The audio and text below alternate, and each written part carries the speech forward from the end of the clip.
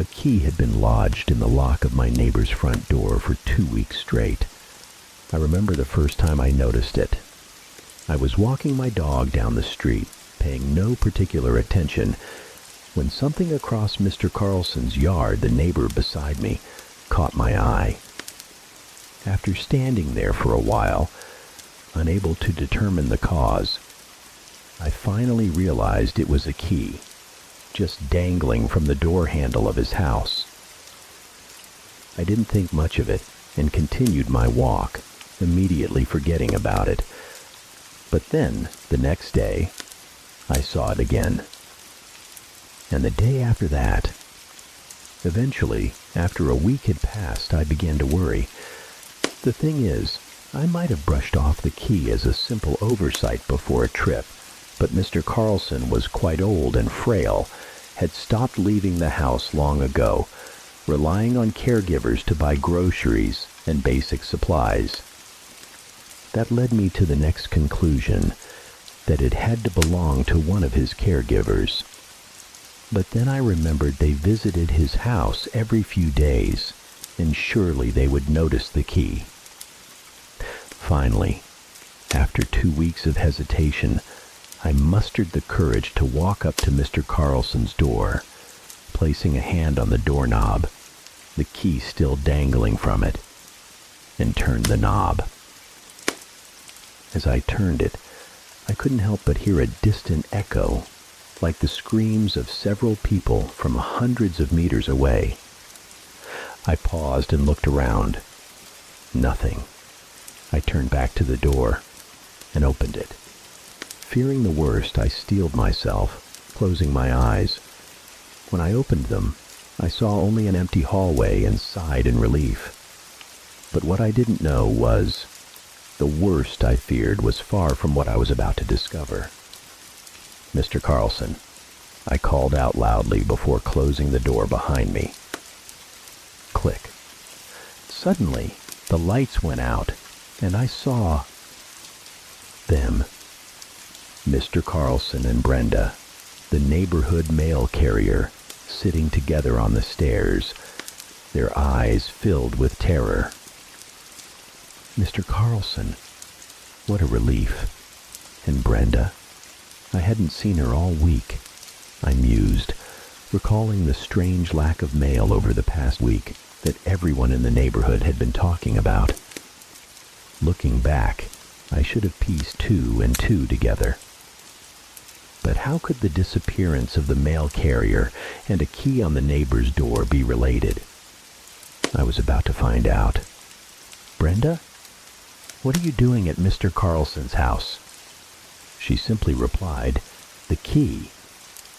"Oh, is it yours?" I asked, relieved after imagining every possible reason it might have been left at the door.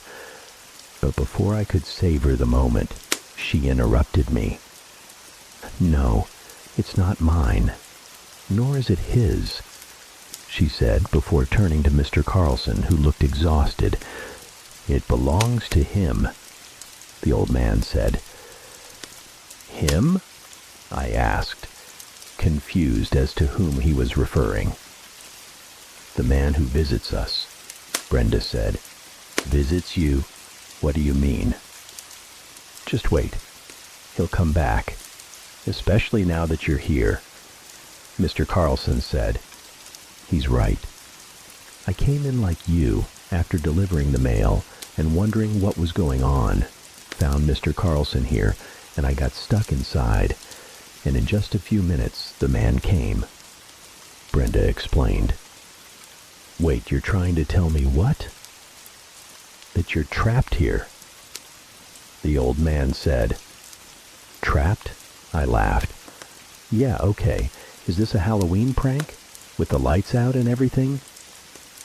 That's when I nonchalantly walked back toward the door and tried to open it. Click. But it wouldn't budge. I stood there for a moment, my back to Brenda and Mr. Carlson, wondering if there could be a shred of truth in what they were saying. And that's when I heard him. A raspy, chilling voice echoed from behind me. They're right. You're trapped.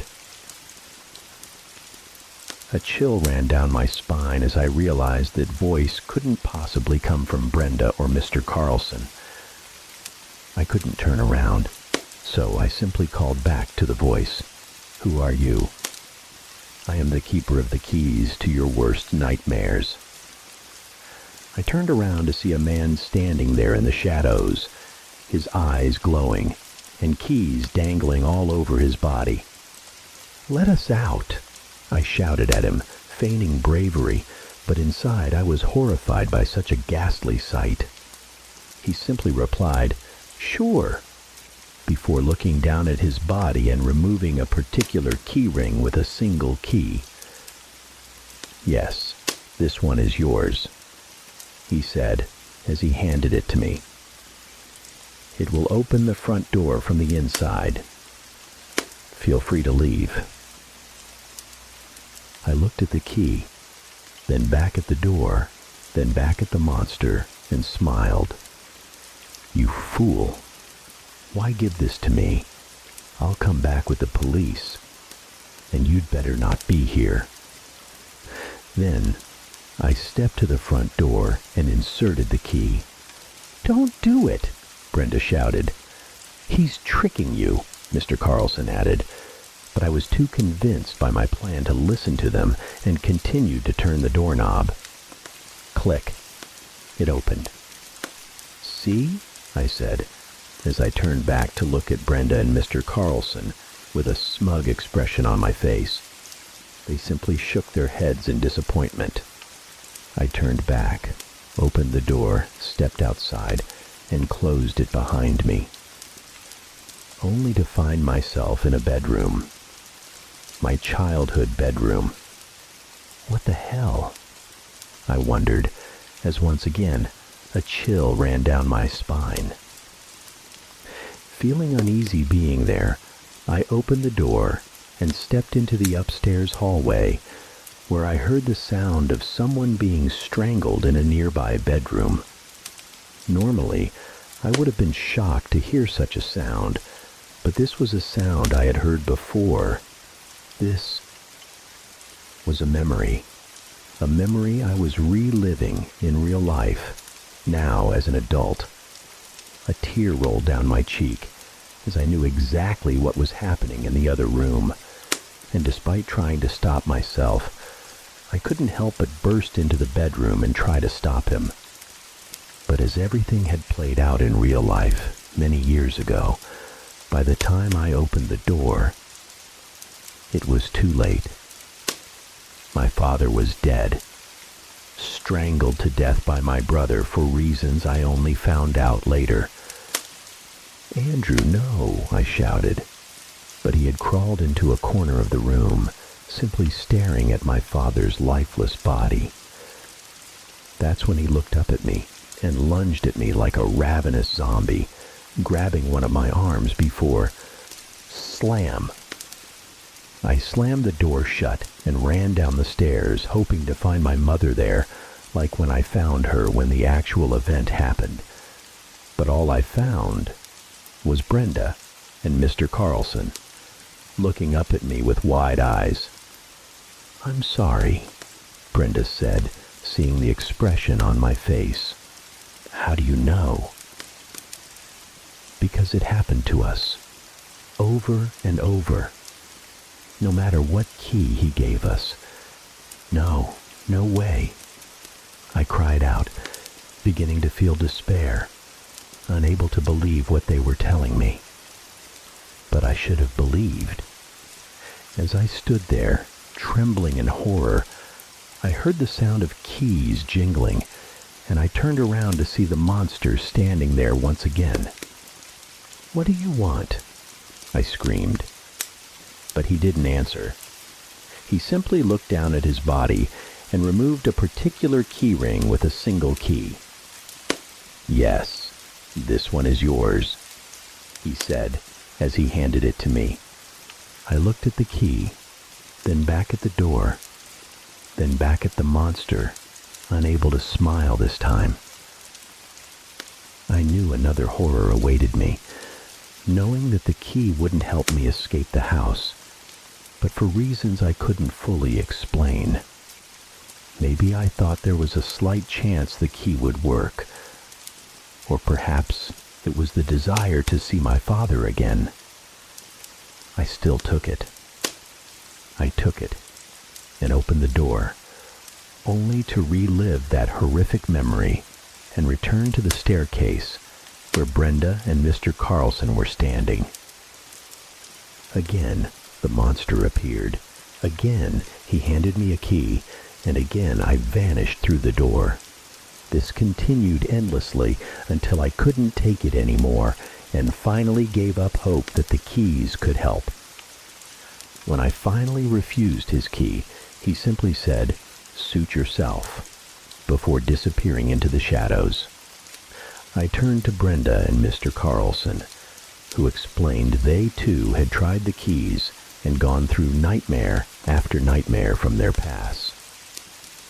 Then we all retreated to the living room, where we slept on the sofas, armchairs, and floor, reasoning that we should stay in the same room.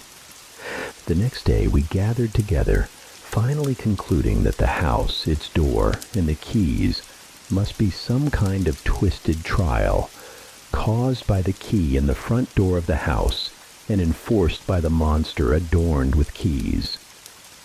We tried everything, from searching for an exit in the house, to trying to call out with dead phones, to prying out windows nailed shut from the inside. But after a week passed without a clue, we finally gave up. That's when someone else came. "No!" We all screamed, our voices surely echoing outside just as I had heard them, as Officer Howe turned the key in the front door and stepped inside. As the door closed behind him, it was too late, and 3 became 4. Again the monster returned, this time handing Officer Howe a single key, which he accepted and stepped outside, experiencing his own nightmare, only to return from the upstairs a short time later with horror in his eyes. After we recounted our stories to him, he too refused the next key from the monster, and we gathered together again, ultimately deciding that the answer lay not within the house, but with the monster itself. But how was I to stop it, I wondered. The next time he appeared, we attempted to attack him by surprise, but he merely waved his hand and froze us all in place until he vanished into the shadows once more. That's when I had an idea and chased after him into the darkness, following him for what felt like an eternity through a dark void until he reached a bedroom of his own. "Where is this place?" I asked. "My own nightmare," he replied, transforming into a younger version of himself, sleeping on the bed. Suddenly, I saw a window slowly opening as a masked man broke in, advancing toward the young man with a knife. Not knowing what else to do, I rushed to save the young man, charging at the intruder and wrestling with him, waking the young man who watched in horror as the masked man somehow ended up stabbing himself with his own knife and falling out of the window. After catching my breath, I turned back to the young man, who was smiling. "Thank you," he said, handing me a key. I stood there silently, unable to believe what had just happened, before turning back to the monster, whom I expected to be watching the entire time. But he was gone. I turned back to the young man, who still looked at me, then backed away out of his room and returned to the darkness, where I retraced my steps. When I finally emerged from the darkness, holding the key, I saw Brenda, Mr. Carlson, and Officer Howe all standing there in the foyer, shock apparent on their faces, clearly not expecting my return. I said nothing. I simply walked to the front door of the house, inserted the key, and opened the door. Suddenly, sunlight flooded into the house. I stepped outside and stood there for a moment until my eyes gradually adjusted to the daylight, and I found myself standing outside Mr. Carlson's house. With the door still open, I glanced back inside and saw Brenda, Mr. Carlson, and Officer Howe standing there in disbelief. I gestured for them to join me.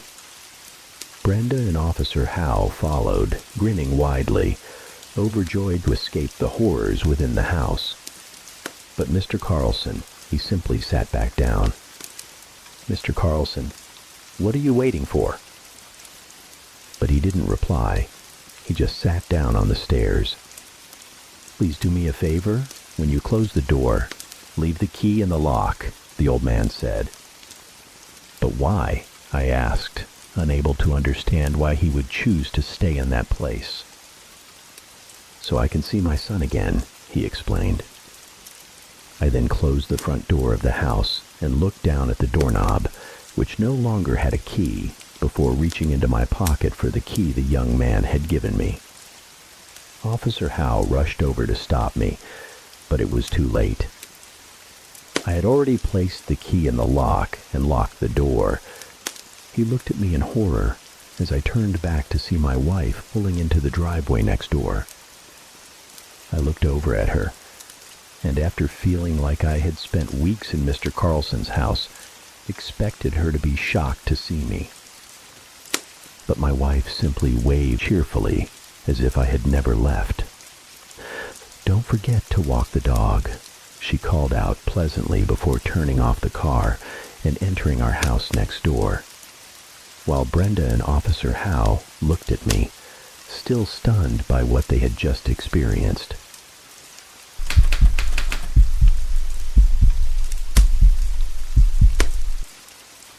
When Jordan's grandfather passed away one early winter night, his family rushed to clear out the old man's belongings before the first big storm hit. The single-story brick house his grandfather had lived in for years had a collapsing shingle roof, and most of the windows were boarded up with cheap plywood. Rather than pay to fix it, Jordan's parents decided to leave the fate of the handsome brick house to Mother Nature. This was the first time they had been there since they had moved the grandfather into a nursing home, but the house still looked much the same as when he had lived there.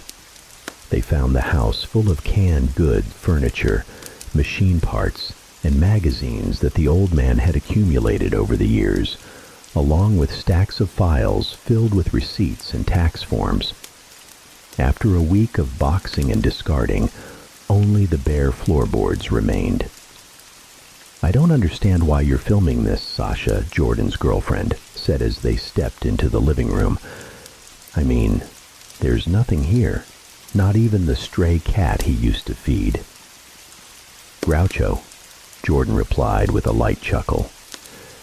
He held his phone up to the level of the plaster wall and zoomed in on the floral wallpaper pattern. "I suspect he's dead, and I don't know, but it's kind of nice to imagine what it looked like when your grandparents first moved in." "I guess so, but are you really going to post this on your channel?" "Maybe. It's an abandoned place, and we haven't posted anything in a while."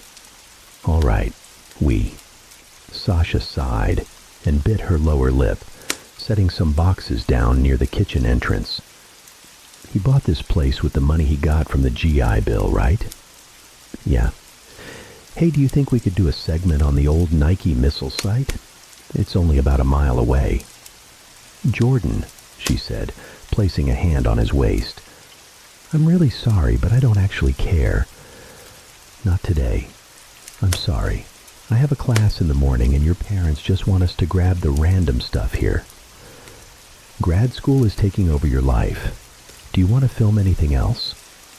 She shrugged and walked into the next room. Apart from the tiled floor and a storage cabinet, the kitchen looked completely different. There were no traces of a stove, furniture, or cabinets.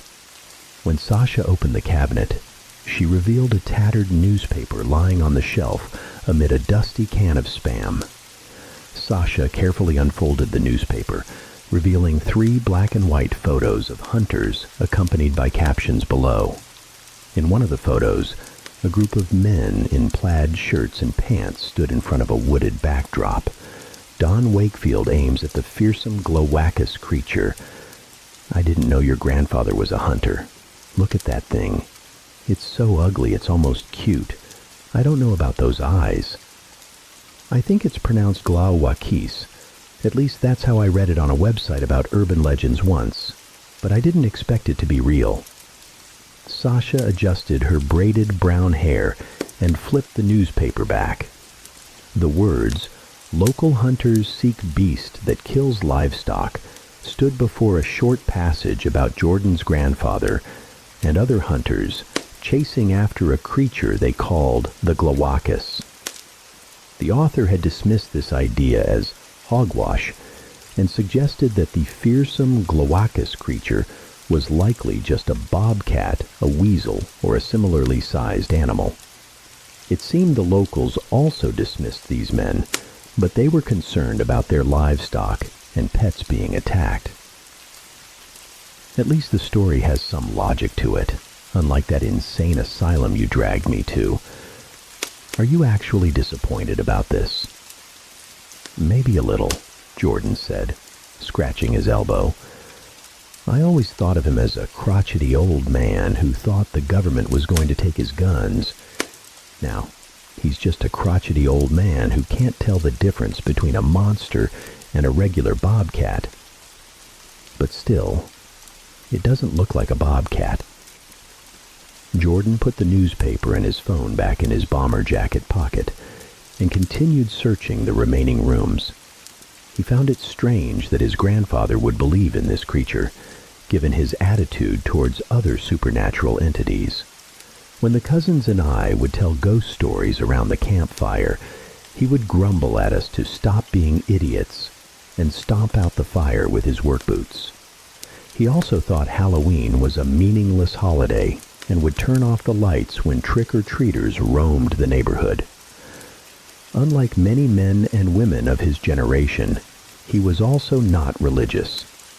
He preferred the idea of rotting in the ground over living forever with the wife. We explored the other rooms of the house, but only found a few loose envelopes, a damp bag of M&Ms, and an empty toolbox in the garage. When we reached the backyard, the neighbors all around had dimmed their lights. Snow seemed to blanket the woods behind and obscure the path the cousins and I used to climb up to the treehouse. Sasha placed a hand on my shoulder as I took a deep breath and stared into the swirling clouds of smoke in the sky. I know this isn't easy for you. It's not just that. The glowacus story doesn't make any sense. It's not him at all. My mom said he never believed in anything supernatural. Even when he lost a child, she said he didn't want to hear about them being in a better place, and they just simply died. I don't think he had to be that way, but damn. I know. So the glowacus story doesn't make any sense. It doesn't have to make sense right now. When my uncle died, we found out he had a whole other family that we didn't know about and paid them to keep quiet about it. But my grandfather wasn't like that, Jordan said, rubbing the back of his neck. From his vantage point, he saw a gray-striped cat limping under a tall pine tree. As it moved through the snow, its left hind leg shook violently. Hey, Sash, I think that's Groucho. Groucho has one yellow eye and one blue eye, doesn't he? Jordan nodded and bent down to retie his shoe. Sasha whispered a "don't" in a slightly hoarse tone. Groucho's eyes glinted in the darkness, but the shadows still obscured any obvious cuts or scars. The temperature was dropping quickly. If they left Groucho out here, it would likely freeze or succumb to its injuries. It can't survive out here. If we leave it like this, it'll be easy prey. We have to take it to the vet. Jordan didn't know where the nearest vet was, but he remembered how to approach and gently grasp it by crouching low and carefully reaching for its belly. As he got closer, the cat's eyes widened and its tail stiffened. When he was just a few feet away, it started running, pushing itself forward with its 3 remaining legs. It was still too dark to see the extent of its injuries. Sinking into the snow, he reached out his hand. As his fingers touched its fur, Groucho tensed its claws and began to yowl. He stroked its fur slowly and moved his fingers towards the wounds on its hind leg. There were several, each about an inch long. "Something's attacked it," Jordan called. "Can you help me calm it down? It's shaking." Sasha also trembled as she approached Groucho, her face as pale as the snow beneath their feet. She gently stroked its chin as I tried to dab at the wounds with my sleeve. This only made the cat cry out in a higher pitch, panting. As I continued to dab, Sasha carefully lifted Groucho off the ground. It struggled for a few minutes before settling down in her arms. "There's a vet on Grove Street. It's about 5 minutes away," Sasha said, trying to hold the cat securely. It was still squirming and crying, though she stroked its chin gently. "Can you take it? You might know how to hold it better than I do." Jordan nodded. But before he could reach for its belly, Groucho slipped from Sasha's grasp and ran through the snow. It had learned to run with its limping leg, its 3 remaining legs propelling it quickly towards the pine trees. As I started to chase after it, the cat picked up speed and darted through 2 trees, letting out a longer, more pained cry. Sasha gestured for me to follow it. I ran at full speed into the clearing, but only saw the cat's footprints in the snow. Without a flashlight or phone battery strong enough, it was useless. "Maybe we can call animal control or something," Sasha said as she caught up to me. I shook my head. I was breathing quite heavily. "I don't think they'll do anything. I called animal control to get it before. They said they'd come check. They never did." "But it's injured. It's not safe out here." "Trust me, Sash. I know. But I also know they won't do anything. If we want to find Groucho, we have to do it ourselves." Sasha stared at me for a long while, hugging herself. She started to open her mouth to say something, and then stopped. Sasha was too tired and cold to argue with me about the reckless decisions we'd discussed many times before.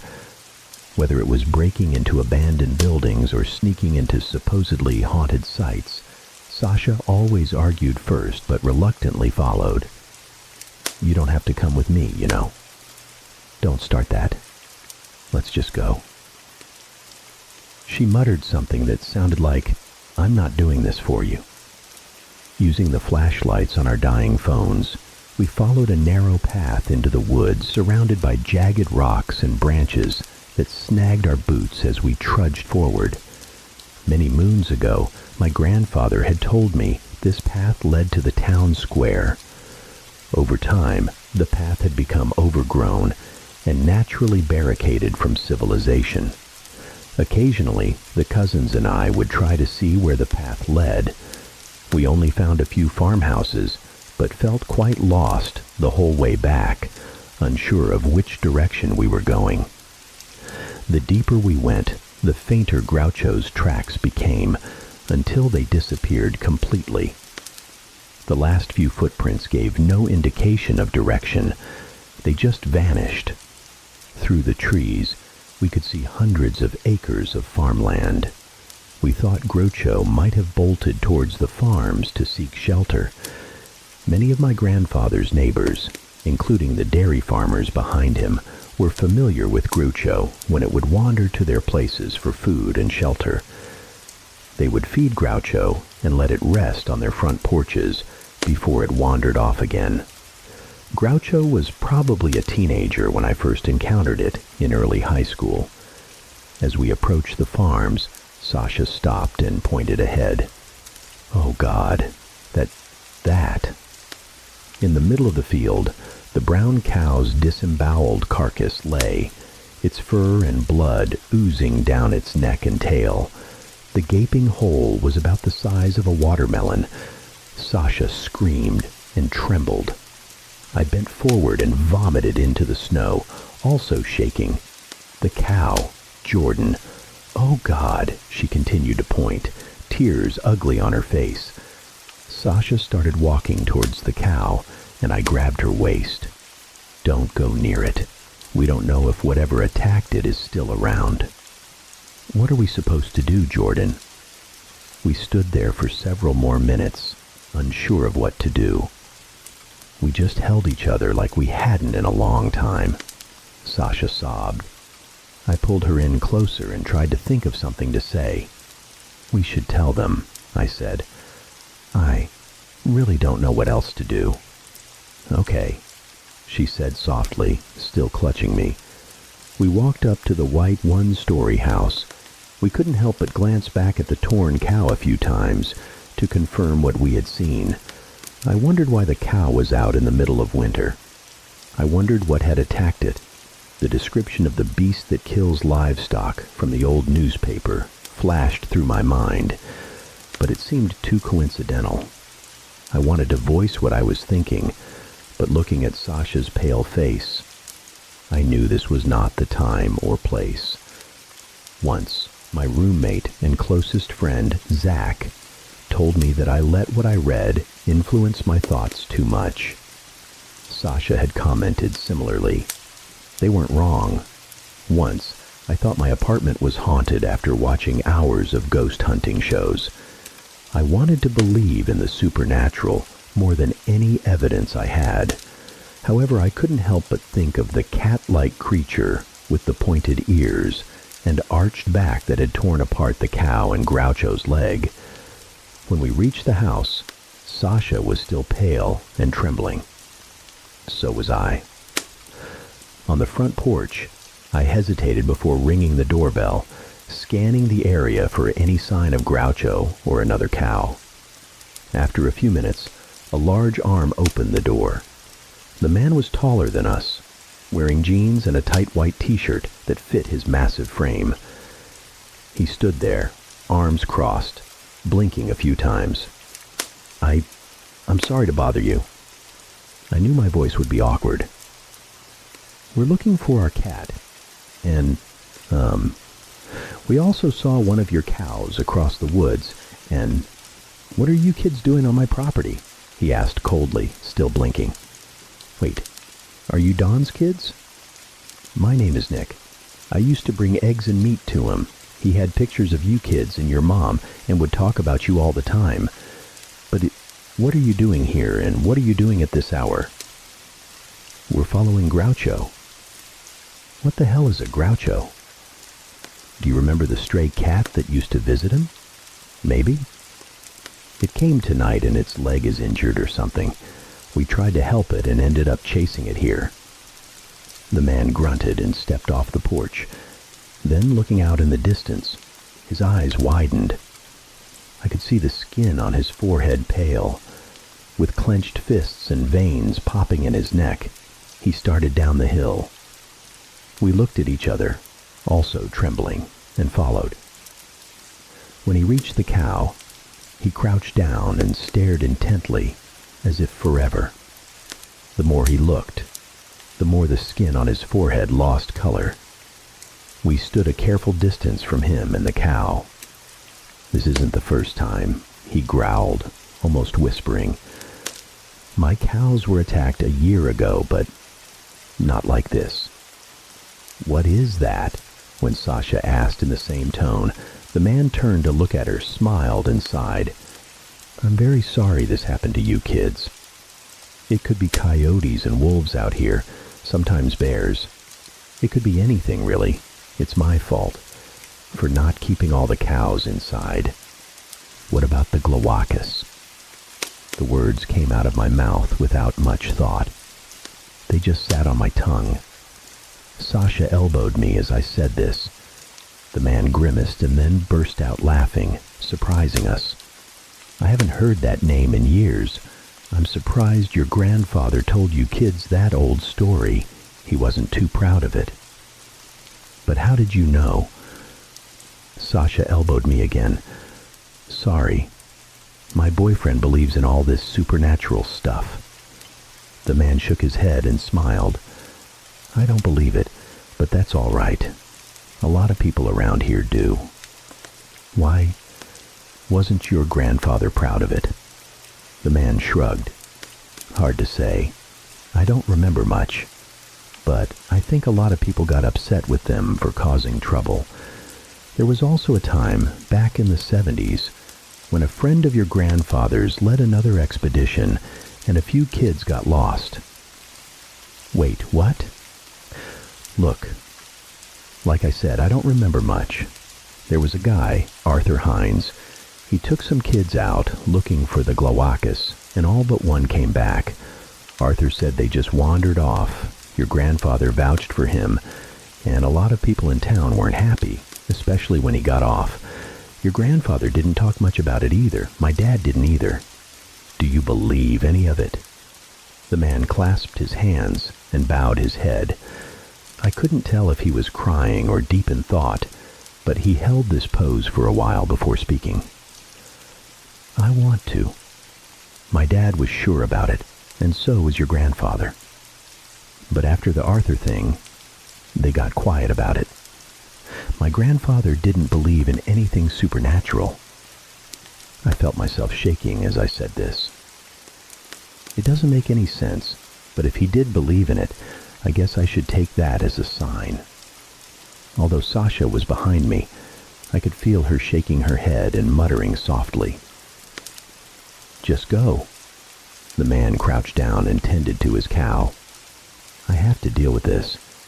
It's cold. You kids should head home. We understand, Sasha said, tugging my sleeve. As we made our way back into the woods, the large man waved at us.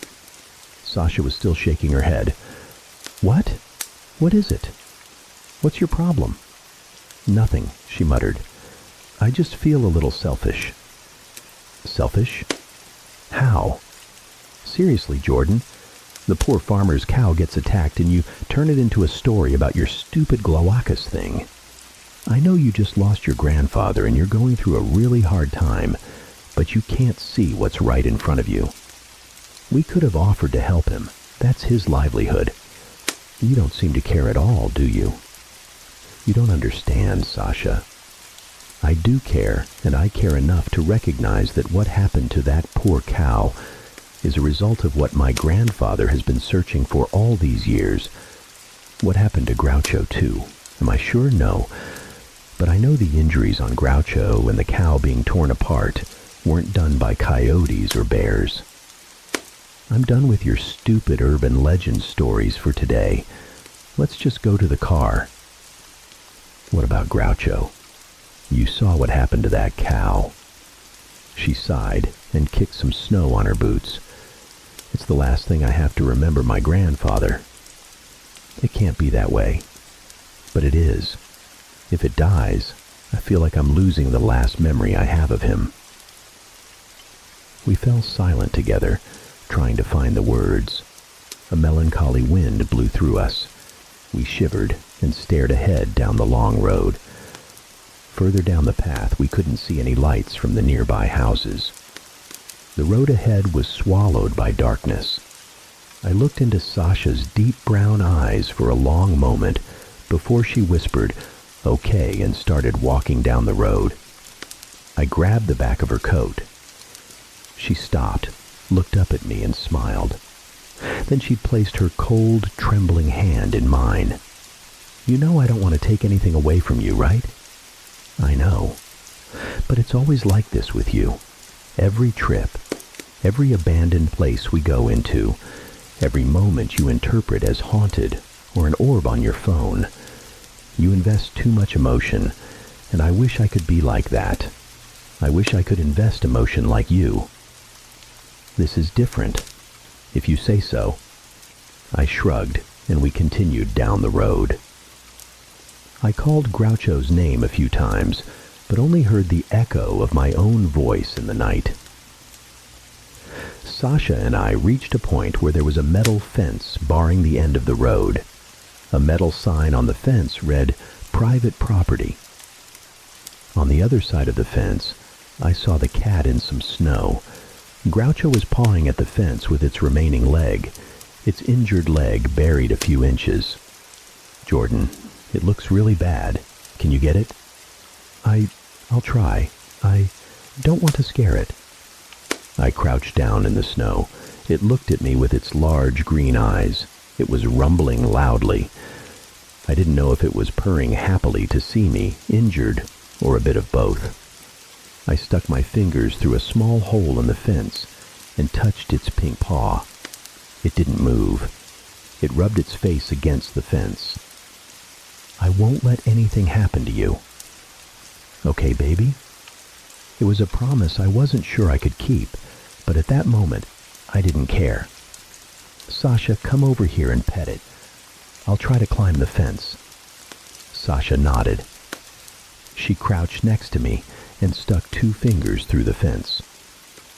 With my eyes locked on the small cat, I started to push my fingers into the fence loops and began to climb.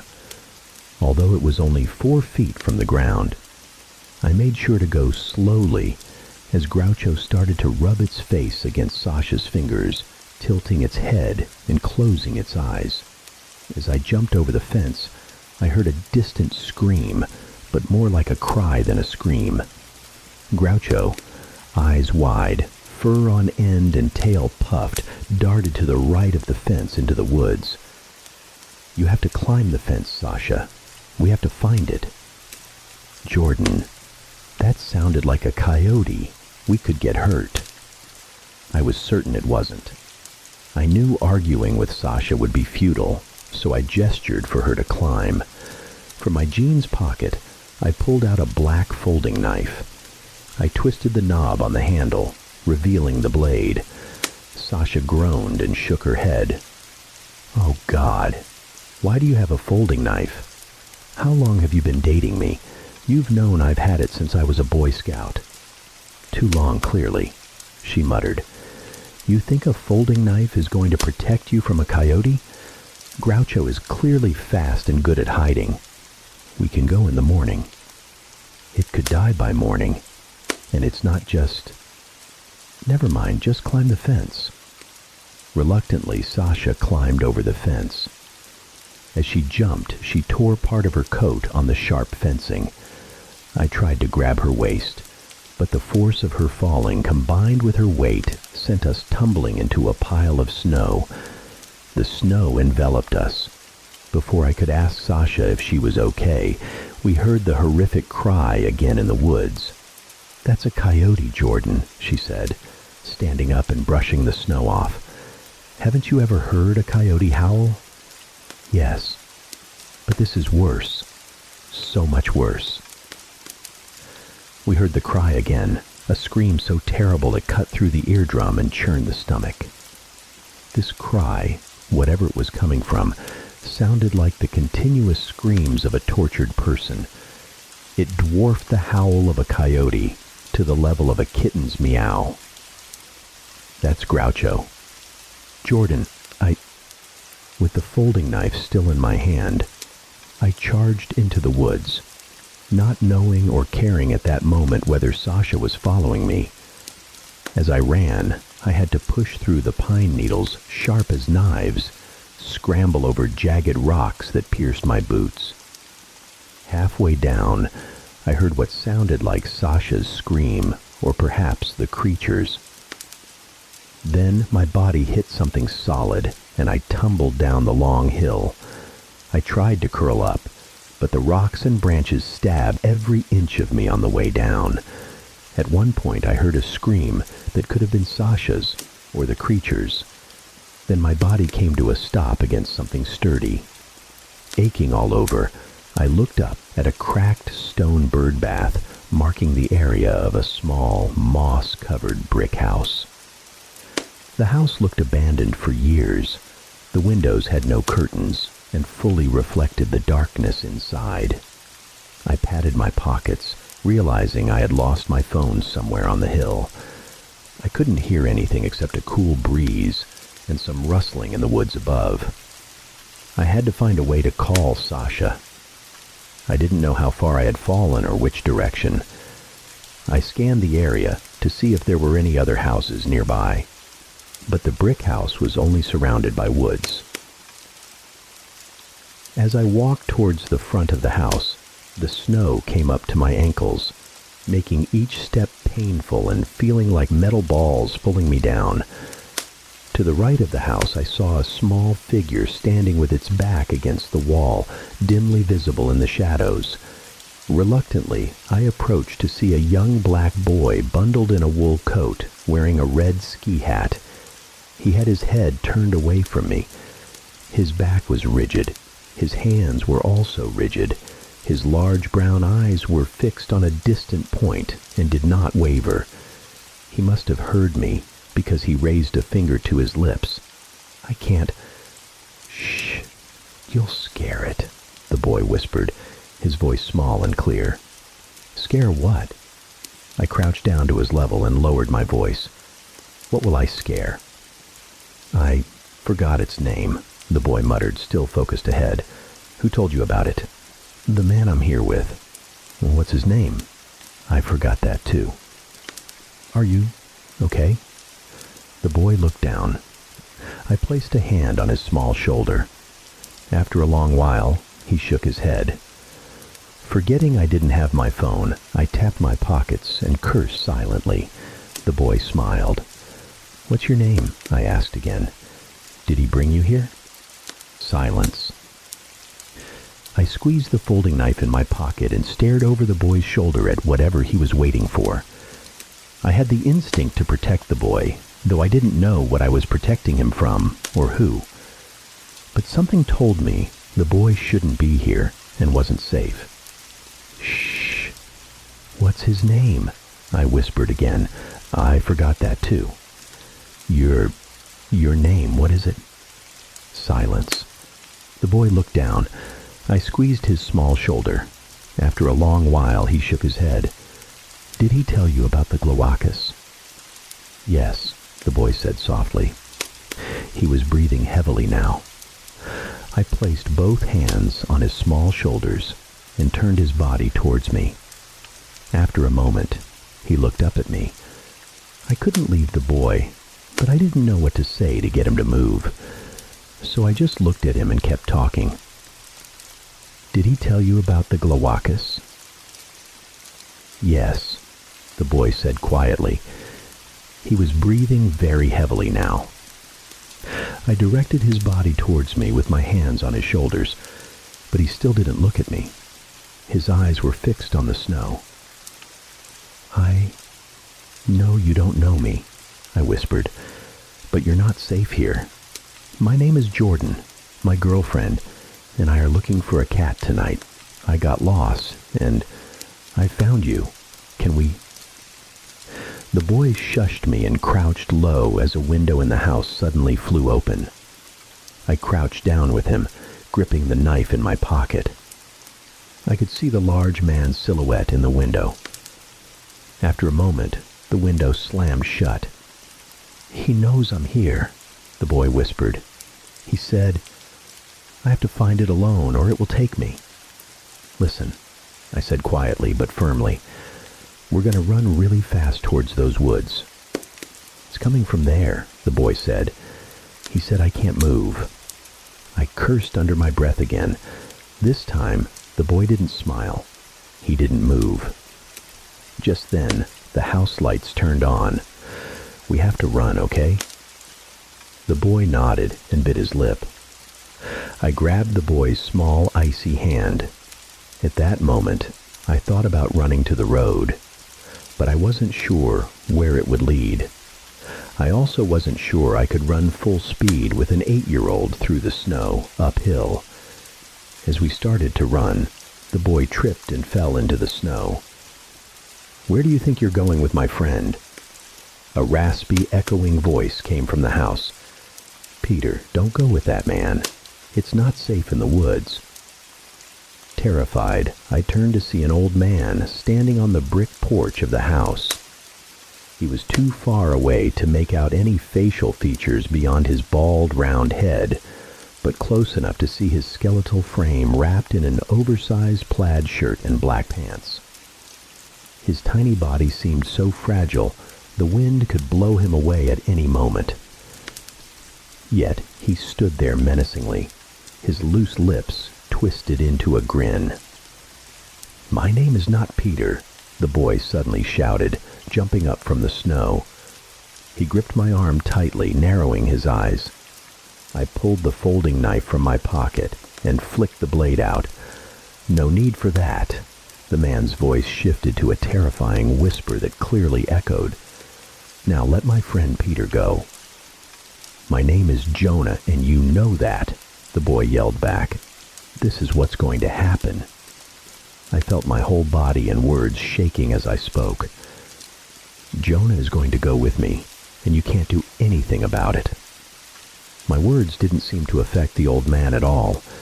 He remained in the same pose, his loose lips twisted into a distorted grin.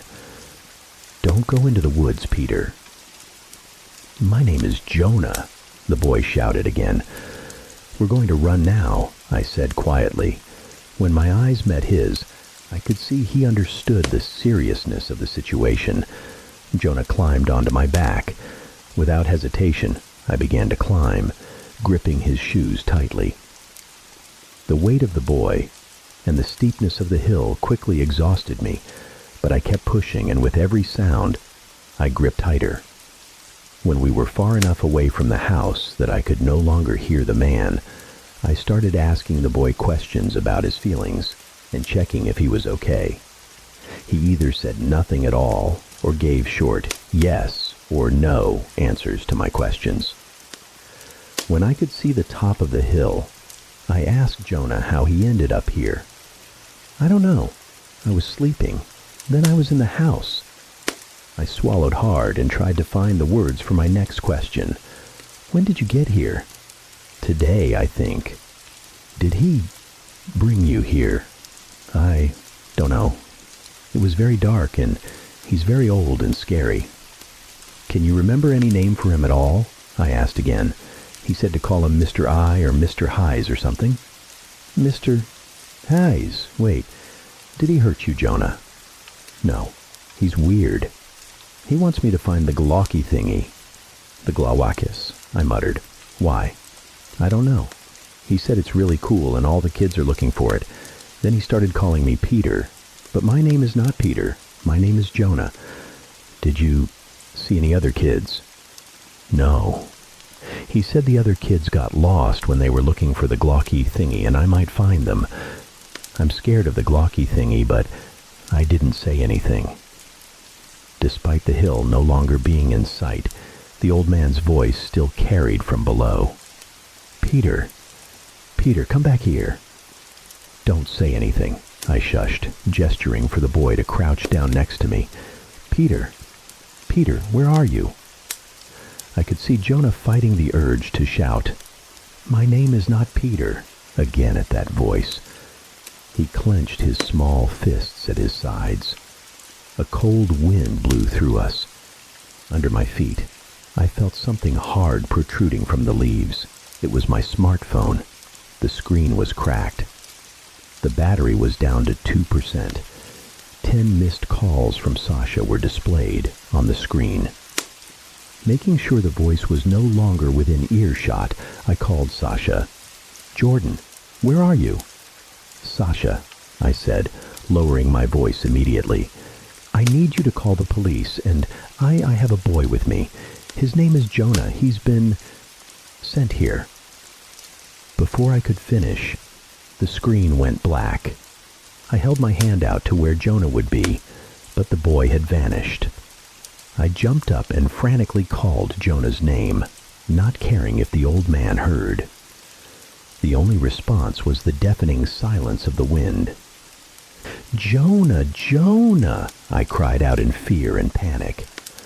I spun around in circles, unsure of what to do next. In that moment of frantic desperation, a memory came to me of the time I got lost in the woods behind my grandfather's house when I was Jonah's age.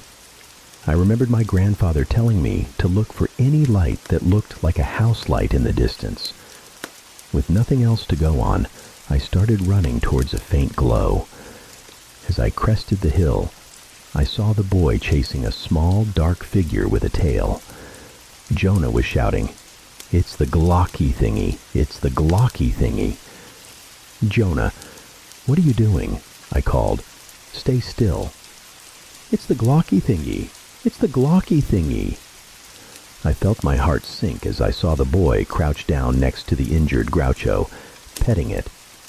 Groucho was much more badly wounded than before, missing large patches of fur. Its eyes were wide, and its fur stood on end. "Jonah, that's just a cat. Its name is Groucho." "Are you sure? It looks kind of ugly." "It's hurt. It'll be okay. This road will take us back." I lifted the injured Groucho onto my left shoulder and took Jonah's hand with my right. The three of us carefully made our way down the road until we saw Sasha come into view. Behind Sasha was the farmer with a gun in his hand. Sasha ran to us and embraced me and Groucho. Nick crouched down to check on Jonah. A female officer led Jonah away to a tall dreadlocked man and a woman in a brown coat who embraced him tightly, crying. Nick told us that there had been a missing persons report for Jonah about a month ago. He didn't know how Jonah had ended up coming from Windsor. "Jonah, do you know who brought you here?" The boy shook his head. "His name was Mr. I." Nick's face went deathly pale. "You mean Mr. Hines?" The boy nodded. "I thought he was," I said. "Oh God," Sasha whispered. "My name is not Peter, but he kept calling me that. My name is Jonah." Nick was silent for a moment. "Jonah, do you have any relatives named Peter?" The boy shook his head. "And about Pete," Nick said slowly. "I think my grandpa was named Pete." The three of us exchanged wide-eyed looks. Pete was the only one who came back from Arthur Hines' trip. "Your cousin looks like him. He never said anything about what happened. The police couldn't get anything out of him, so Arthur got off." Nick couldn't say more, as over a dozen police officers with flashing lights swarmed the area behind my grandfather's house. A female officer led Jonah away to a tall, dreadlocked man and a woman in a brown coat who embraced him tightly, crying. In a flash, the road behind my grandfather's house was filled with police cars and some news vans. We were quickly ushered into one of the police cars, but the officer rushed back into the woods when he heard his name called. In the entryway, the female officer let Jonah run to the man and woman, who held him tightly and cried. We watched the futile efforts of the police to keep the swarm of reporters back by stringing caution tape across the end of the driveway. Shouts and barking filled the air. "So Pete never said anything?" I asked after a long while. "Not a word," Nick said. "Who knows what that sick bastard did to him? Who knows what he saw?" For most of that night, one moment blurred into the next, from being questioned again at the station to waiting an hour later at the animal hospital for Groucho to be stitched up. In most of those moments, we were silent. The moments we weren't silent, we listened to Nick's story about my grandfather and what he knew about Arthur Hines. Arthur was the one who led my grandfather on the expedition to search for the fearsome Gloakis creature. Arthur was the one who convinced him that what they saw was real. He was the one standing behind my grandfather, and my grandfather trusted him unconditionally. What happened to those kids was a shame too great for my grandfather to bear, a shame he never spoke of again. After 15 minutes of local news fame, we didn't talk much about it anymore. The officers never found Arthur Hines that night, or the house he lived in, though we and the Williams family begged them to keep searching the area. After a few more months, they stopped searching altogether. The investigation articles also died out. We eventually got Groucho back to the family after it had fully healed.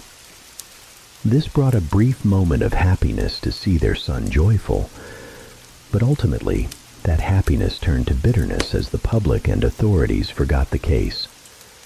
They eventually stopped answering our calls and messages on social media.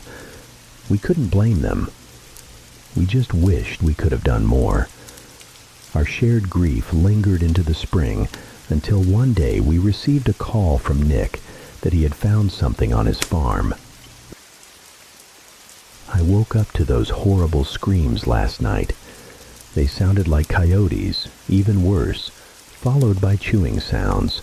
They were coming from the road. He found what? Yes, he said slowly. When I went out there, I found a set of dentures covered in blood in a handprint-sized footprint, surrounded by some scuffed tracks from what looked like boots or something. Strange, like someone had fallen there, but nothing else or no one else, just a few strands of white hair. He thinks it's, I don't know, but I don't think it's a good ending. I swallowed hard and tried to find the words. Sasha and I both knew that what happened to the cow and Groucho wasn't done by coyotes or bears, but we also knew no one would believe us, even if we tried to explain. No one would believe a legendary monster attacked these animals. They would think we were imagining things. After that, we didn't hear anything more from Nick. We didn't dare call him back. We knew he also didn't want to talk about it anymore. What he had found only reinforced what we already knew, that whatever had attacked Groucho and the cow was not a normal animal. Our shared grief lingered into the spring until one day we received a call from Nick that he had found something on his farm. I woke up to those horrible screams last night. They sounded like coyotes, even worse, followed by chewing sounds. They were coming from the road. He found what? Yes, he said slowly. When I went out there, I found a set of dentures covered in blood in a handprint-sized footprint, surrounded by some scuffed tracks from what looked like boots or something. Strange, like someone had fallen there, but nothing else or no one else, just a few strands of white hair. He thinks it's, I don't know, but I don't think it's a good ending. I swallowed hard and tried to find the words. Sasha and I both knew that what happened to the cow and Groucho wasn't done by coyotes or bears, but we also knew no one would believe us, even if we tried to explain. No one would believe a legendary monster attacked these animals. They would think we were imagining things. After that, we didn't hear anything more from Nick. We didn't dare call him back. We knew he also didn't want to talk about it anymore. What he had found only reinforced what we already knew, that whatever had attacked Groucho and the cow was not a normal animal. Sasha and I never spoke about what happened to Jonah and the old man. We also never spoke about what happened to Groucho and the cow. Everyone seemed to have forgotten the incident, but we couldn't. Every time we saw a stray cat or heard an odd noise, we were reminded of what had occurred. I'll never forget the look of terror in Jonah's eyes when the man called him Peter. I'll never forget the way the boy trembled when he talked about searching for the glocky thingy, and I'll never forget the injuries on Groucho and the way it growled when I tried to help it. Those memories haunt me like a warning about the mysteries and dangers that lurk out there. I know what happened was not imagined. It was real, and it's still out there, waiting for someone to uncover it. I hope that one day I'll find the answers, but until then, I'll remain vigilant, always ready to face whatever lies ahead. Thank you for listening to this chilling tale.